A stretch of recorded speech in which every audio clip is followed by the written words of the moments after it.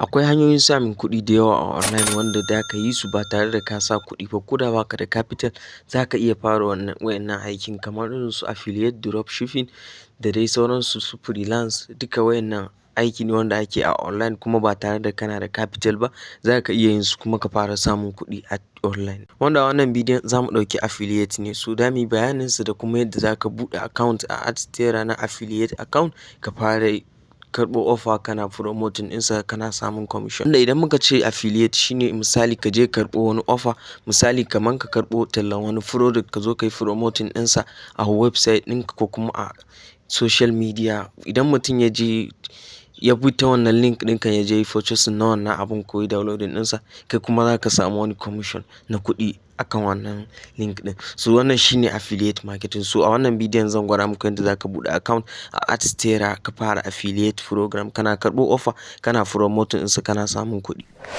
So idan wannan shine zuwanka na farko wannan channel ɗin muna ɗaura videos akan yadda ake samun kuɗi online, blogging tutorial, kawai dai just anything related to making money online. So wayannan su ne bidiyon da muke ɗaura a wannan channel ɗin. So kar ka manta da subscribe sannan ka danna notification bell so that idan na ɗaura sabon bidiyo da a sanar da kai. Daga zan ajiye muku link ɗin wanda da ka shiga kai sign up. So let's say bari na yi searching Adsterra. Aka sa adsterra.com. So bayan ka yi searching ɗinsa kamar haka za ku gan shi aka yake, wanda wannan company sun jima suna aiki. So kawai abin da za ka yi, za ka danna yadda aka saka sign off wannan. So bari mu danna shi. So bayan ka danna dai kawo ka nan zaɓin haka ga. So ga shi nan as an advertiser, as a publisher, as an affiliate. So za ka zaɓi ɗaya daga cikin su. To mu yanzu za mu yi magana akan as an affiliate ne. So wannan as an advertiser ɗin nan shine in za ka ba su talla wa kamfanin haka, za ka ba da tallan product ɗinka ko offer ɗinka. So wannan as a publisher ɗin nan misali kana da website ko kana so ka yi monetize na traffic ɗinka, za ka zo ka yi sign off a kansa ka yi wannan. So mu yanzu za mu yi magana akan affiliate ne. So za ka danna kansa get started kamar haka.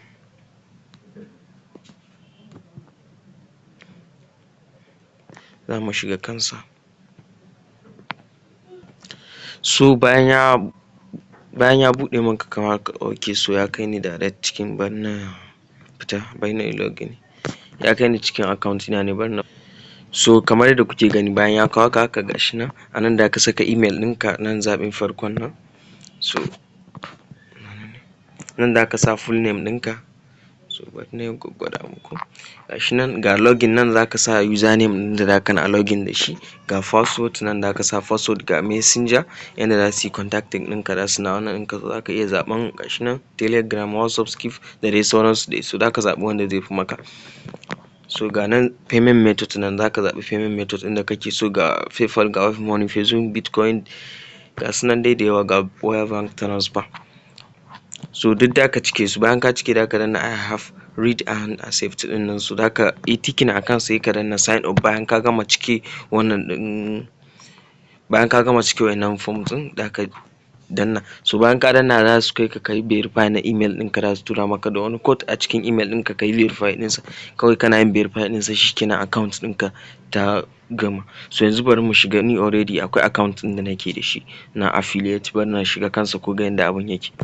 So ni bari na yi login a cikin account ina, akwai account ɗin da already na yi creating ɗinsa jiya. So let's say bari na shiga login.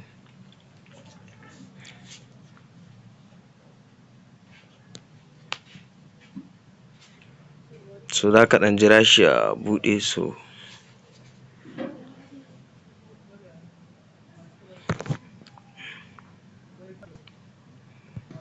So gashi nan da yadda kuke gani ga account ɗin nan 0.00 balance ɗina. So jiya na yi creating ɗin account ɗin. So bayan ka shigo haka gashi nan ga offers nan kamar yadda kuke gani.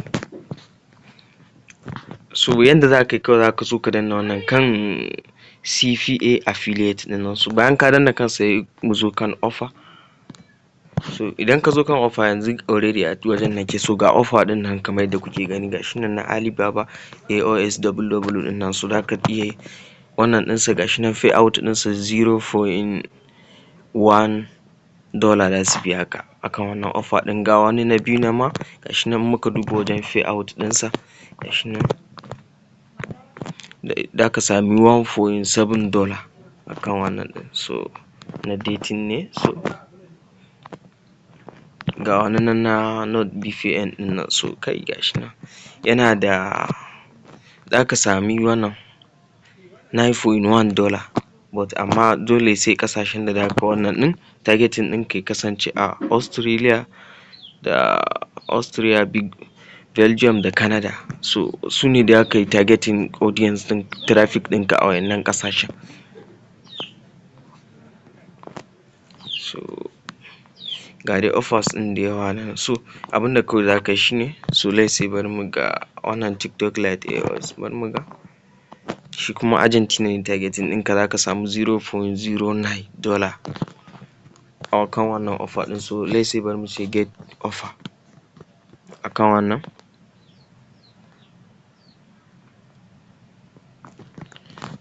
So idan ka danna dai za ka ɗan jira shi ya kawo maka wannan sauran information akan offer ɗin. So let's say bari mu ga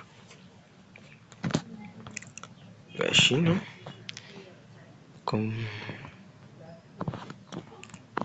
so gashi nan duk za ka karanta nan total. So let's say bari mu ce request for a link, da kai requesting link wanda za su baka kai promoting ɗinsu. So bari mu ce got it, waiting for approval. So za ka jira su yi approval, manager da yi approval na wannan link ɗinka, sa'annan sai ka zo ka yi wannan ɗinsa.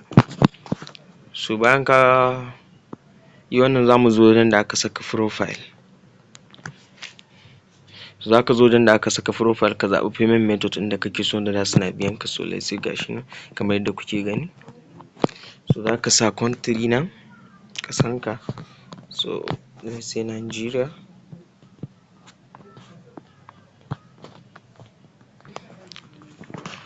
So gashi nan yanayin da suke cewa you have the option to choose between cryptocurrencies and regular payment method. Please note that once you confirm your preferred payment method, you will not be able to switch back. So suna magana akan idan ka zaɓi payment method a cikin su guda ɗaya, ko na abin da ya shafi anonymous shine su crypto ko kuma regular payment method irin su PayPal, wire transfer, ba za ka iya dawowa ba. Yanzu for example idan ka zaɓi da ana biyan ka da crypto, Bitcoin ko USDT, so ba hali ka dawo ka ce da ka yi amfani da PayPal ko wire transfer. So shine suke faɗa maka to tun farko ka san wanne za ka yi amfani da shi. So nan za mu zaɓi select currency USD. So bayan ka zaɓi, so nan ne za mu zaɓi wannan payment method gashi nan.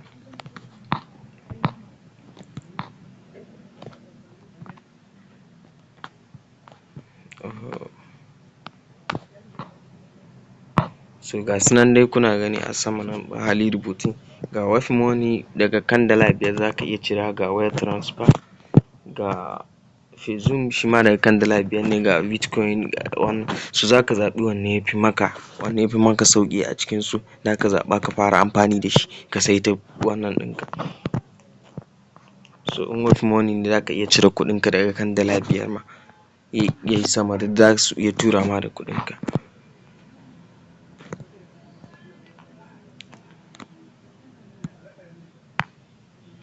So individual gashi nan dai za ka zo ka cike sauran wannan ɗin, sauran information na account ɗinka na wannan.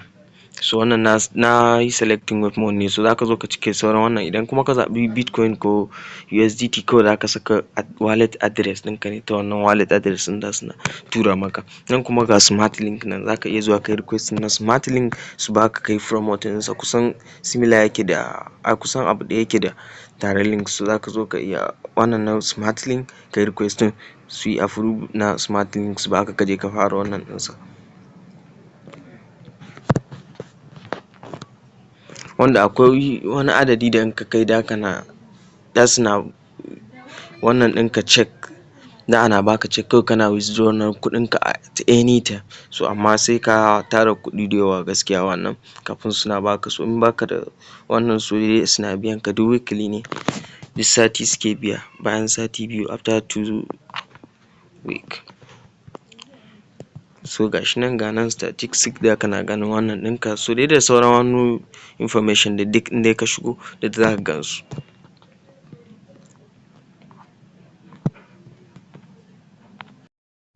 To a nan bidiyon mai zo ƙarshe kar ku manta da follow, like and share. Mun gode.